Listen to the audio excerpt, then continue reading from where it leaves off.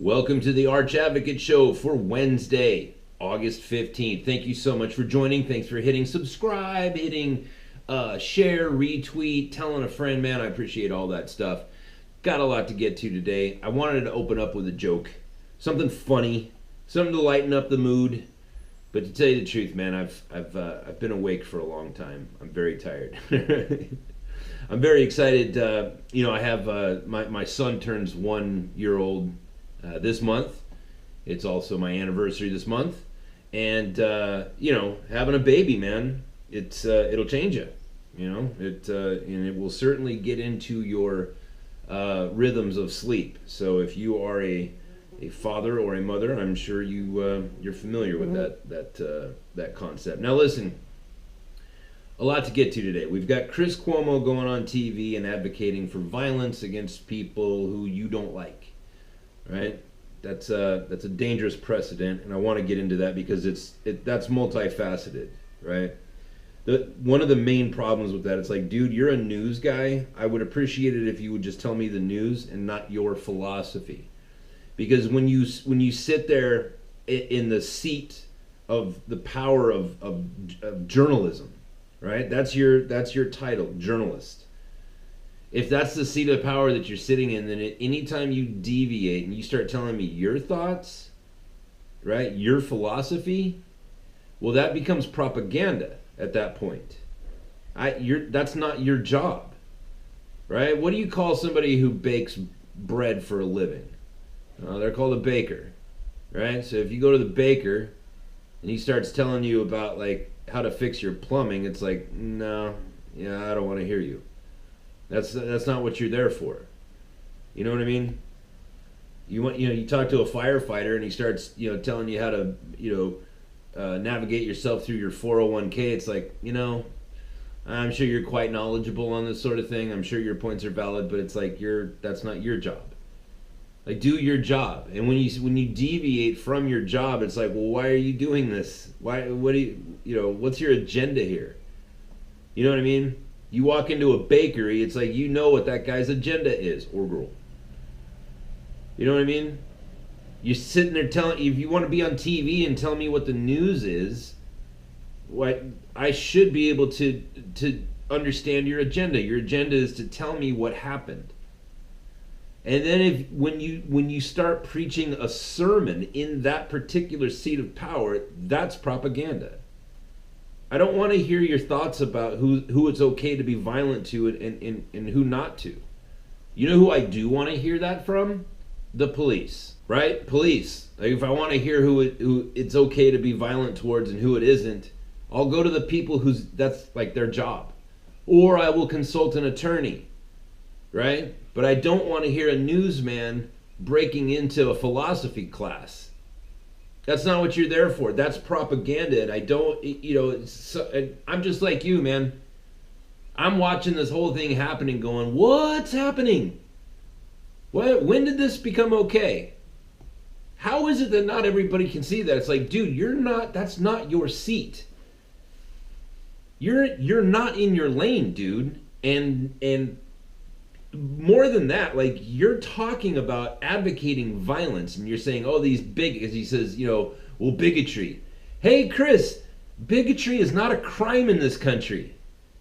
Do you understand that? You're advocating violence against, to be violent towards people who, and let's just say it was like a legitimate, like, bigoted person. You're saying it's okay to be violent towards them. What's that going to accomplish? Is beating them up going to make them come to their senses and realize, like, oh, the error of their ways?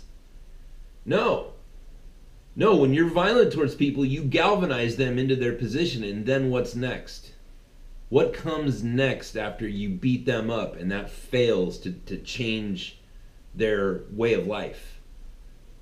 I think you can see where this is going. And to have one of the most, I don't know who works at CNN, but like one of the most respected voices there, going on live television and saying, hey, Antifa, you know how you just walk around and you call everybody a racist and a bigot and a homophobe and an Islamophobe and whatever, It's okay to be violent against them. As long as you deem them bigots, or racist or whatever it is, as long as you say that that's what they are, then it's okay to be violent to them. Dangerous. Now, these times that we're living in, look, I want to talk about this because this is, I'm just like you, right? I'm looking at this whole thing going, man, these times that we're in, it's downright biblical. You have people suppressing the free speech, right? After thousands of years of sociological evolution, we came to this high point where we realized, like, oh, everybody needs to be able to speak, except for you cannot yell fire in a crowded room unless, of course, there is a fire. And you cannot call for violence on a specific person unless, of course, that person is exhibiting an eminent, by the way, that word has a meaning, an imminent threat. Then you can call for violence against somebody. But other than that, you're free to say whatever you want. You want to say the earth is flat, the moon is made out of cheese, the Holocaust never happened. You want to say any of that crazy stuff? Go right on ahead, right? That's how good ideas emerge, right? There's 7 billion people on this planet, man. You think everybody's got a good idea? No. You want to know how we're going to get to the good one? We have to hear everybody out. That's how you get to the, that's how you get to the meat, You got to chew through all that fat, man, and then you can have the meat. And freedom of speech, like, hey, man, Chris Cuomo, he's free to, I will defend his right to say whatever he wants. But now here's my right to free speech. That's a bad thing to say, Chris Cuomo, and you're wrong. And it's demonic, what you just did. You just told Antifa, because that's the context in which he was speaking. He was talking about Antifa in Charlottesville. And he said, hey, Antifa, it's okay to be violent to people that you deem to be bigoted, racist, homophobe, whatever. That's demonic. And that's my right to speak. I can say whatever I want to. See how that works? It's freedom of speech. Now look, that's in these times, like there may be a segment of the population that is looking at what's going on, the deplatforming of all these different people on YouTube, Twitter, Facebook, Google, of course, is in the mix. Nobody bigger than Google when it comes to, the transit of information. And I think that there may be a segment of the population that's just looking at it like, this doesn't really affect me, man. I just need to go to work, right? I go to work, I do my job, I make my money, I pay my bills. Doesn't really affect me, man. I'm not saying anything on Twitter that's going to get me banned. It's like, okay, hold on. All right, hold on.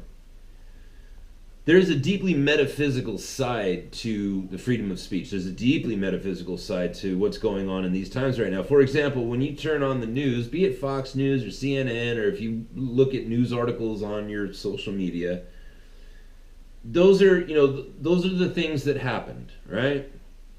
You just heard about a terrorist training camp in New Mexico.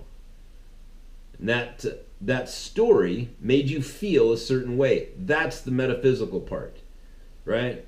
The physical part is like, okay, this happened, this guy, these people, the dead kid, the training camp. That's all like in the physical realm.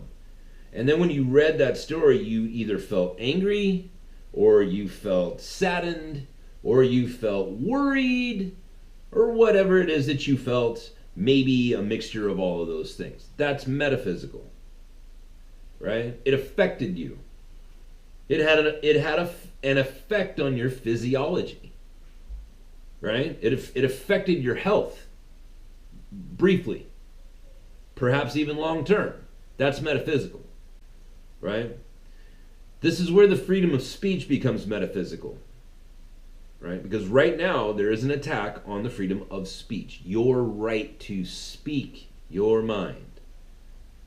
This is very important. Think about this. There's 7 billion people on the planet right now. Right? Now think. We have somewhere between 5 and 10,000 years worth of documented written history of the world, right? The oldest living. I just Googled the oldest text. I was always told it was between 7 and 10,000 years old. As it turns out, it looks like it's more like 5,000 years old. Like the oldest text text that we have is approximately 5,000 years old, right? So 5,000 years of written history. How many people have lived and died in that time, right? So follow me, just come with me on this journey for a second. 5,000 years of history of mankind that's been written down. All those people, there was billions of people who were born, lived out their full lives, and died. And you will never hear of them, right? Their names are not written down anywhere. They were born, they farmed their land, they herded their sheep, whatever, right? They sailed ship, whatever it was that they did. But they were born, they lived, and they died, and they were of no consequence. You'll never hear about them because their names were never written down anywhere. Now, there's a lot of people, right? We can look through all of history. We can see all kinds of people that are famous. Alexander the Great, right? What's the guy that marauded all of China and Mongolia and whatever? I'm sorry, I'm very tired. What was that guy's name? Gosh darn it. Anyways, there's famous with Jesus Christ, right? Nero, King David. There's all kinds of people that, ascended to a certain amount of fame. Then there's guys like, Isaac Newton. There's a lot of people like that, mathematicians and philosophers and thinkers and builders and, whatever. There's a lot of those people, but for the most part, most people are born, they live out their whole lives, and then they die, and people put them in the dirt, and most people don't even get a eulogy, right? And what are people going to say when you die? What are people going to say about you when you die? Oh, he was a really, he sure towed the company line. Old Bill, man, he was just a good, he never bucked the system. Kept his mouth shut, and he just went along with what everybody else said. He never caused a stir. If that's your life, there will be no eulogy. Because nobody, people don't talk about stuff like that. People don't speak of people who didn't do anything, who didn't contribute. You know what I mean? Here's a perfect example, like rich people, right? Now, we have the Nobel Prize because of Arthur Nobel. And I told you guys the story of how that came about, right? He read his own obituary because some other guy named Arthur Nobel died. Arthur Nobel invented dynamite. And a whole bunch of people, the government got a othold of it and said, hey, this looks like a weapon to me. Let's make weapons out of this. And a whole bunch of people got killed. The nature of war changed. And some other guy named Arthur Nobel died. And the guy at the newspaper thought it was the rich guy, Arthur Nobel, and so he wrote this complete hit piece on him. Like, oh, now that Arthur Nobel, this guy's a genocidal maniac, he's responsible for all these dead people. And Arthur Nobel woke up in the morning, he literally read his own obituary. That's kind of spooky, isn't it? And he was like, oh my God, I guess I am a horrible person. So he took his great wealth and he tried to make the world a more peaceful place. And it started with the Nobel Peace Prize. Now there's all kinds of different categories, but he's a rich guy that, when you say the word Arthur Nobel, you don't think about his riches. You think about the Peace Prize, right? So that's a good thing. But take other rich people, for example, like J.P. Morgan. What can you tell me right now, if you were to call into this show, what could you tell me about J.P. Morgan other than the fact that he was a rich guy? You know what I mean? What else could you say? What else do you know about J.P. Morgan other than that he was a famous industrialist and he had a lot of money? Take as long as you need. Right? You don't have anything to say about him because there is nothing to say. He was just a rich guy. And now he will drift off into obscurity at some point. Right? I mean, as long as there's JP Morgan Chase Bank, I guess his name will be up there. But people just see that and they're like, I don't know who JP Morgan is. There's some guy named JP Morgan Chase? That's weird. You know? What are people going to say about you? Like people who think like, oh, I want to be rich. It's like, why? Why? You're still going to die and you'll still be forgotten. Nobody remembers rich people. Nobody remembers rich people that's all they were was rich. You know what I mean? King Solomon isn't famous because of his wealth. You know what I mean? Like name another rich dude that's like, oh man, this guy's amazing. Like Dale Carnegie, for example. Dale Carnegie, rich guy. Guess what? Not known for his wealth. Right? He's known for his profound writings and the way that he encouraged people. That's what sticks. You know what I mean? The impact that you have on the world around you is what sticks. There's a lot of people that were like super wealthy people that were just douchebags their whole lives. And guess what? That's what sticks. Right? Like William Randolph Hearst, right? I believe he was the world's first billionaire. Is that right? Anyway, super rich dude, Hearst Castle lot in California. Beautiful estate, by the way. Super rich guy. Guess what he's known for? Demonizing and making marijuana illegal and manipulating the government to get it done. He's not known for like, oh, he was super rich and he helped out a lot of people. That's not what he's known for. Like how you impact the world is what's going to stick, whether you're rich or not. You know, Jesus Christ wasn't rich. Mahatma Gandhi wasn't rich. Mother Teresa damn sure wasn't rich. What you do in this world, the impact that you have on the world is what's going to stick. That's what you will be remembered by if you're remembered at all.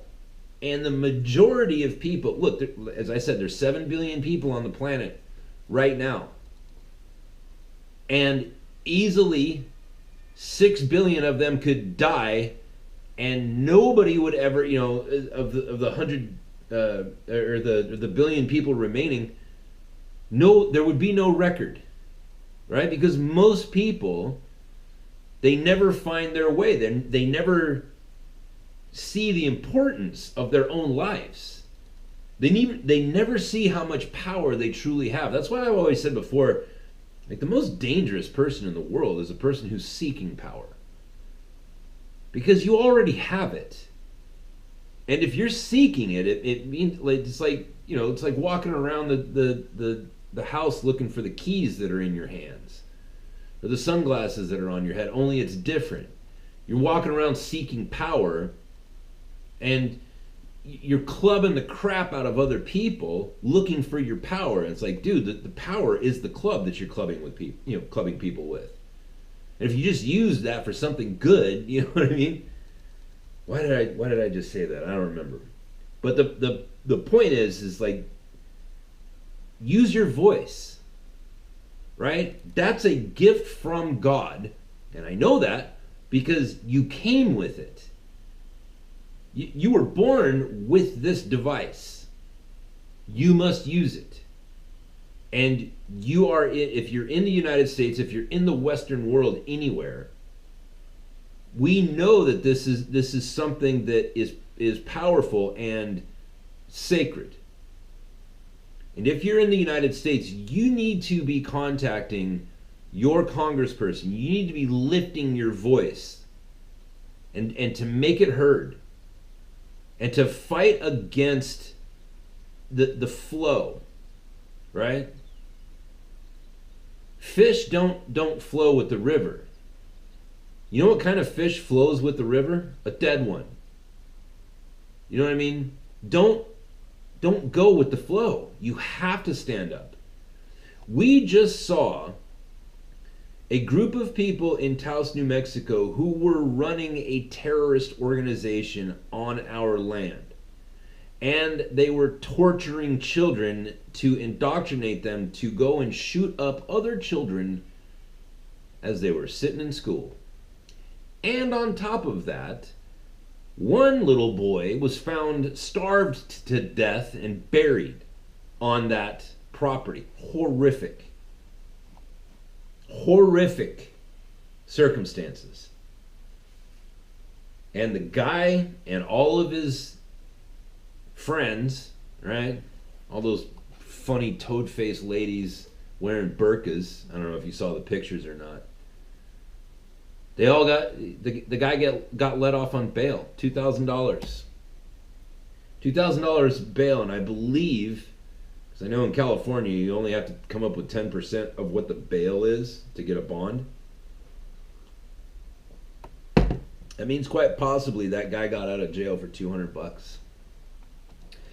You need to be contacting your Congress people. How is this happening? How is it that the corruption and the laziness or whatever this demonic weird time that we're in right now, how has that gotten so far into our judicial system? You mean to tell me that a terrorist who was running a terrorist organization on our soil and was found with dead kids got out on $2,000 bail? How? What, right? Like, are you not looking at that going, what's happening? I don't even know where I'm at anymore. What planet am I on? How did I get to this dimension? What's happening here? Yeah, I know you feel it too. I know you feel it too. That's the purpose of this podcast. I know you feel it too. And what are we going to do? What are we going to do? Because whatever it is, we're going to have to do it together. We're going to have to stand in a unified front and take back control of our politicians. That's the power you have. That's how our system works. You elect somebody into that office, right? You elect your congressman or congresswoman, and then you control them. That's how that's supposed to work. And we've deviated from that, but the law is still there. The law is still on our side. It's there. It's in print. That's the beauty of living in a nation of laws. And if you're anywhere in the Western world, like you also need to stand up. These attacks on the freedom of speech that are going on in the UK and in Germany and in Australia, right? It's demonic because we know that you have the right to speak freely because you came with the ability to speak. Therefore, it's from God. And when people say, oh, well, you can't say this because it offends people, it's like, well, I'm offended that these people are throwing acid in people's faces. I'm offended that these people are driving cars into Parliament and running over, bicycle riders and whatever. I'm offended that these people are running a training camp and there's dead kids involved in New Mexico. Oh, you can't say that. That's Islamophobic. No, it's not. It's minimal observance. And to say that it's Islamophobic, it's like, dude, you don't know me. I'm a United States Marine. There are other people who serve in the United States Marine Corps, and they are my brothers. They are people that I would fight and die for, men and women. And guess what? Some of those people are Muslims, and they're my brothers and sisters because we share that common bond. We're both Marines. You call me an Islamophobe, I'll call my brothers, right? And guess what?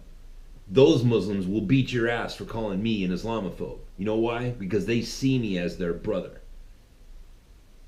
You see what I'm saying? You call me an Islamophobe? What? No, I'm not. I'm a having acid splashed in my face a phobe. I'm a getting run over by a car when I'm minding my own damn business of phobe. And another thing too, it's like it's not a phobia. A phobia is in an irrational fear. We're living in a time where it's like, no, that's a very rational fear. You have to keep your eyes open at all times now. Why? Because there's people that will just run you over in a crowd of people, or run up to you and throw acid in your face, right? Or fly a plane into your building. That's real. That's not a phobia, right? I don't want my family to be harmed. You know what I mean? That's a very rational fear. And when people start throwing that around and saying, "Oh, you can't say that because that's Islamophobic," it's like, I will say whatever the F I want. I'll say whatever I want because this voice of mine is from God, just like yours. And everybody has this right. People are saying like, "Oh, look at what happened in Charlottesville. It's the white supremacists." Oh, you mean all 30 of them? I pretty much guarantee you that represents the entirety of the Aryan nation in America. They all showed up to Charlottesville, all 30 of them. Yeah, that's a big problem that we all need to address. You walk around, you're talking about, "Oh, look at these white supremacists." Well, I back your right to say that. But then I'm going to look at the numbers and say, dude, you're full of shit. That's 30 people. That's 30 knuckleheads. Now let's get to know them. Are they on meth? Are they scholars? What kind of people are these? Or are they just angry teenagers just like you? Because I'm guessing it's the latter. Chris Cuomo goes on TV and says, "Hey, it's okay for you to be violent on other people."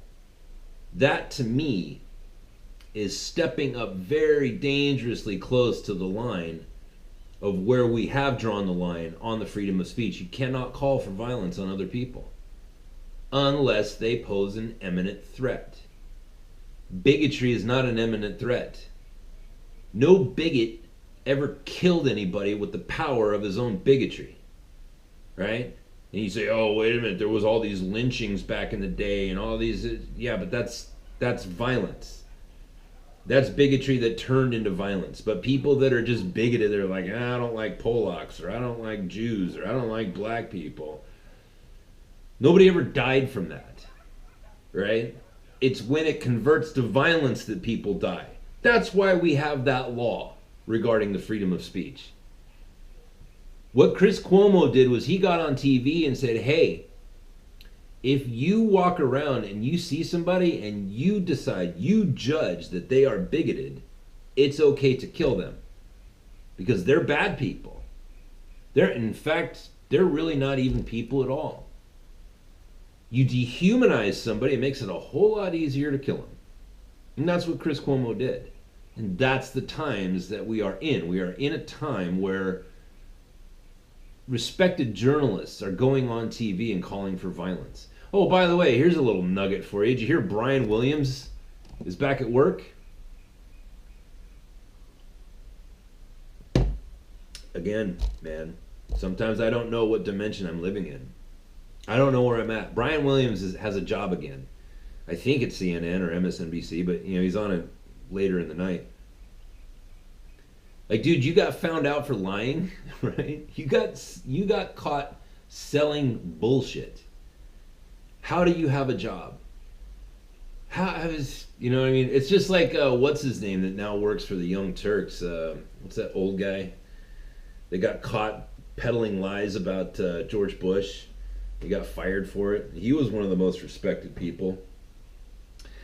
I want to say Walter Cronkite, but it's not. It's like, dude, you got hired?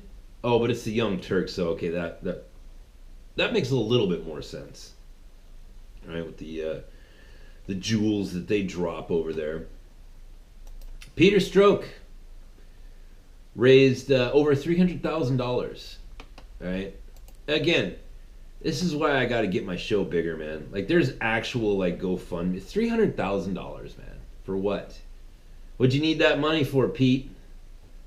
For your growing legal expenses? You mean the fact that you're about to sue the FBI? That's not that's not worthy. You know what I mean? If you want to sue them, then go sue them. Do it on your own, man. Don't be begging for money for that. It's gross because there's people out there like, listener Edgar Bevins. It's like, dude, I need surgery and I need enough cash to where I can pay my bills for 4 weeks while I heal up. It's like, dude, that's, you know what I mean? Like, that guy needs money. Peter Strzok's like, hey everybody, I want to sue. So give me some money so I can give it to my lawyer. And he started off at 150 grand and then he bumped it up and now he's collected over $300,000. Meanwhile, my boy Edgar, right, of the Crypto Creeps, the Ghost Creep, he's having surgery. And I don't have a big enough platform. Like, I'm pretty new to podcasting. I've got some growing to do. Like, I wish that, I had that kind of audience where I was just like, hey, look, Edgar needs $4,000 and bang, it's done in a couple of hours. That's why I need a bigger audience, man. But I digress off of that point. Like I said, man, use your voice. Use your voice and you tell people. Like, no, I'm not gonna stand for this. And I'm not gonna let you dictate to me what I will or will not say. Right? I'm not gonna let you, like in New York right now. This has been going on for a couple years. Like, you can get sued if you're like a business owner, if you rent apartments or whatever. Like, if you don't refer to people in their preferred pronoun, you can get sued for a lot of money, and it's happened. You have to put a stop to that. No, I will not say words because you tell me I have to say words. I'm not going to do that. That is a violation of my rights. It's a violation of my space. You can't make me say anything, and you can't prevent me from saying anything. I'll say whatever I want. Political correctness has killed it for me. Like, we all agreed. Remember? We all agreed. Don't say the N-word. Okay. Why not? Well, because it's terribly offensive to black people. Okay. Problem. No, no problem. I will not say the N-word unless I'm listening to Tupac in my car by myself. Right? I won't say it. And then it got pushed a little bit. Remember in the 90s? Like, we used to call each other retard all the time. Like, that was the go-to, elbow in the ribs insult. Ah, you retard. And then they came along and they said, look, could you please not say that word? Because sometimes when you say that word, you don't know it, but there's somebody with special needs around you, and they hear it, and they understand it, and it really hurts their feelings. Could you please not say that? And we all said, sure. Sure. Yeah, that's reasonable. Okay. I'm sorry. I didn't realize I was hurting anybody's feelings. And that's pretty shitty. You know what I mean? Like, I don't want to make people with special needs feel bad. Right? So they asked us politely, and we gave it up. We stopped saying it. Right? And then they said, well, you know what? While we're at it, let's not call Pakistani, people from Pakistan, let's not call them Pakis. Right? That's popular in like England and Australia. It's like, why not? They're from Pakistan. I don't get it. Don't call Japanese people Japs. Why not? They're from Japan. Like, it's just shorter that way. But whatever. Okay, man, I guess we're not gonna say those words either. Right? And then it morphed into like, oh no, you have to call me Zer. Okay, no, I don't. And the fact that you kept pushing me, right? You kept asking for an inch, and then I gave you an inch. Then you asked me for a foot, and I gave you a foot. Then you asked me for a yard, and I gave you a yard, and now you're coming to me looking for a mile. I'm not giving it to you, and I'm taking back all the other stuff. Retard. You retard. Like, you killed you shot yourself in the foot.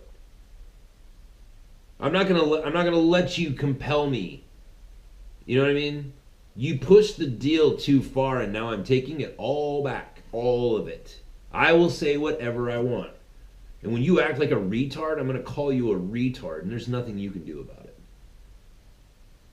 You understand that? There's nothing you can do about it. I will speak my mind.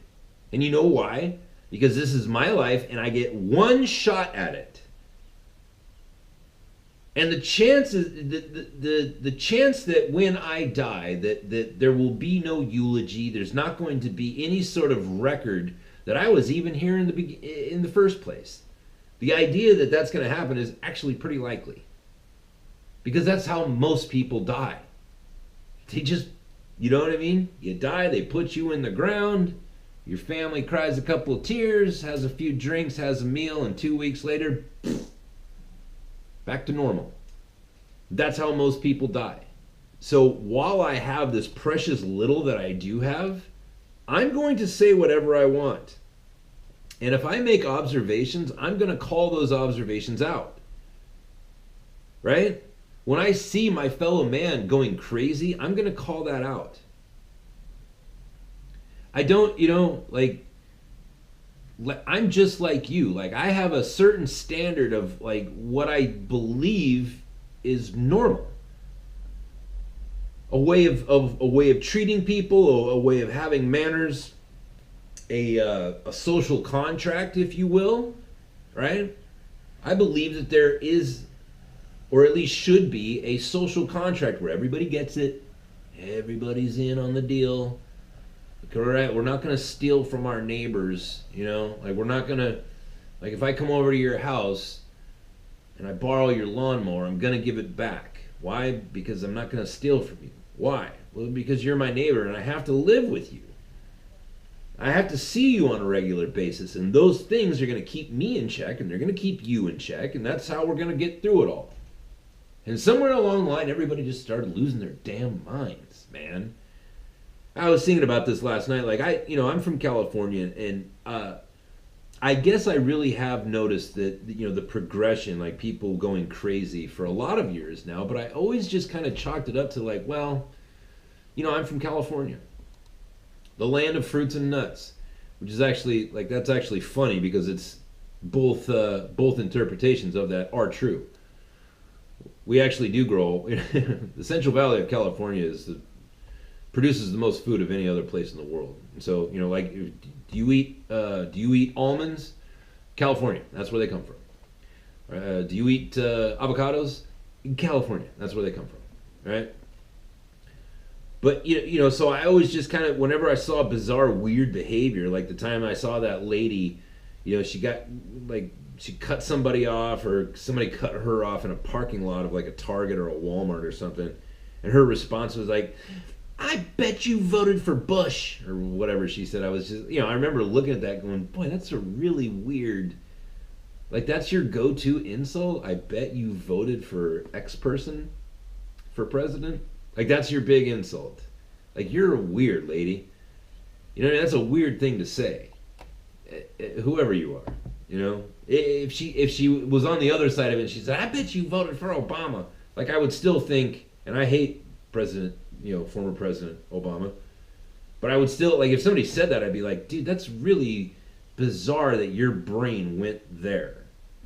You know what I mean? Like you didn't come up with like, oh, you're a faggot, or you know what I mean, you're a retard or something like that, but I bet you voted for such and such a person. That's weird. That's just one example, man. I've been seeing this now as I was, recalling in my mind. It's like, yeah, people have been kind of getting weird for quite a while. I always just was like, well, it's California. There's a lot of money here. There's a lot of people that have access to doctors that will just prescribe them anything. Heroin.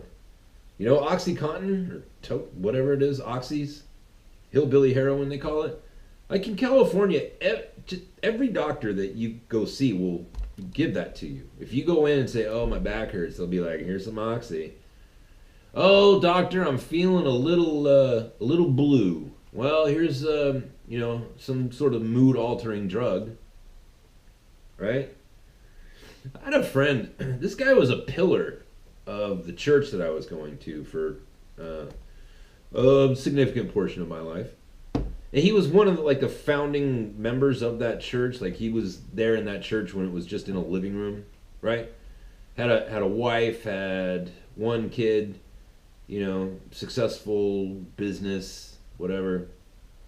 I mean, successful. He was like a plumber or something, but he had a small business. And he made enough money to pay his mortgage and feed his family and all that stuff. So a real salt of the earth kind of guy, right? I remember this vividly. This was in the early 2000s, I think it was. And all of a sudden, he gets insomnia, right? Can't go to sleep. A couple days goes by, he gets, half an hour of sleep here, half an hour of sleep there, but he's, a couple days into insomnia, you start hallucinating, right? If you don't sleep, like your mind starts painting pictures while your eyes are awake, or while your eyes are open. I'm sorry, I'm very sleepy myself. But I remember this, so he gets insomnia, goes to the doctor says, all right, well, what you need to do is work out. Go work out, get a hard workout in, eat a big meal, go to sleep, whatever. Couple of weeks goes by, right? So this guy's been awake now for like almost 2 weeks. Goes to the doctor says, look, we have this, because at this point, like, at that point of not sleeping that long, like the longer you stay awake, the more likely it is that your heart will just stop. Right, because when your brain gets that fatigued, it begins to forget how to keep the pump going and all that, keep all the things running. So they said, look, we have this new test drug that's supposed to put you to sleep. Why don't we try to give you this? Now this guy, again, pillar in the church, right? Salt of the earth dude, good dude, family man, best dude, what I mean? Like one of those guys, just a man's man, that kind of guy. Takes the pill, starts taking the pill, goes home, grabs his shotgun, goes into the bathroom, into the bathtub, blows his head off. Right? Like a guy that, because in Christianity it's like you can't kill yourself, man. That's like the one rule. You can't cheat. There's no rage quits, right? You cannot kill yourself because it's most likely the unpardonable sin or whatever. I have thoughts on that, but I won't get into that. That happened, right? And then it turns out that, that 9 out of 10 people that were put on this trial drug attempted suicide. And they didn't tell him that. And I thought, wow, that's crazy. That's crazy that the medical community would think it's okay to give this guy this drug and not inform him, by the way, you're most likely going to think very hard about killing yourself. And if that happens, when it does, give us a call. We'll come get you. We'll talk you down. Or whatever. Right? I remember thinking that, like, okay, this guy would not have killed himself if it were not for that drug, because I know who this guy is, I know what he's about, and I know what his beliefs are about suicide, because we have a common faith, and I know what that faith teaches about that particular sin. I remember thinking that. That was a long time. It was almost 20 years ago that happened. I remember looking at that going, what's going on here? This is happening in the medical community. This is crazy, right? That guy went crazy and killed himself. Really, there has to be some sort of external factors here. And so, look, if you're noticing all of this, right? If you're noticing that it's like there's all these bizarre things happening, Chris Cuomo goes on TV and leaves the door open for violence against people as long as you deem them to be the evil people. Well, then they're not people at all, and you should be violent to them. That's what Chris Cuomo said. Then we find out, moving on to the other story, we look at a terrorist who was just caught teaching other people to be terrorists, let out on $2,000 bail, and you look at that and you're like, what's going on? What's going on? What planet am I on? Right? The way that we overcome this is we hold even tighter to our rights. And we speak out. And we say, no, I will lead a life of consequence. I am going to make my mark. However small it may be. Because I only get one shot at this. And nobody ever stood over a dead man's grave and said, man, This guy really just went along with the flow, man. You never heard a peep out of him. What a great man this was. He lived an inconsequential life. He never did anything to rock the boat. Those words have never been said at a eulogy. Right? You have this life. You live it. And you speak out. And when you see stuff like that, you call your congressman's office. And you write them an email. And you do all of those things. And you let them know, like, this is not acceptable. This is not acceptable. And you do it every time you see a crooked politician doing it, and especially if they're a Republican or representing your beliefs in any way, shape, or form. When they do stuff that's crooked, you call them out. You say, no, that's not acceptable. We're not doing that. And when they come, the reason why this is important is because the big media companies are already trying to silence people. Why? Think about that. Why would you do that? To what end? Well, I'll tell you to what end. To the end where it would be too late for you to stand up and say, hey, you go pick up those Islamic terrorists and you go put them back in jail. Oh, well, you can't say that, sir. Damn you, I will say whatever I want. Sorry, no, that's jail time. That's how Tommy Robinson got to where he was at. In prison. For speaking his mind. And actually, in that case, he wasn't even saying anything. He was just recording those people. That is the beginning of the end result. That's what's going to happen to us in the United States and England. If you're listening, it's going to get worse if you don't stand up for yourselves. You're going to have to let your politicians know this is not acceptable and we're not doing this. And you let them know. And that's how you live a consequential life. Right? You use the power that God gave you. Use it. It's supernatural. Your ability to speak and to speak out and to speak your mind is supernatural. Use it. That's the show for today. Thank you for tuning in. And I hope that you hit share and like and subscribe and all those other things. I'm sorry if some of this didn't make sense. Like I said, I've been up for quite a while. If you want to support the show, you go on to archadvocate.com, arch-advocate.com, and you can give some money on PayPal, or you can become a Patreon member or whatever. All monies are appreciated. It goes to keep the show going.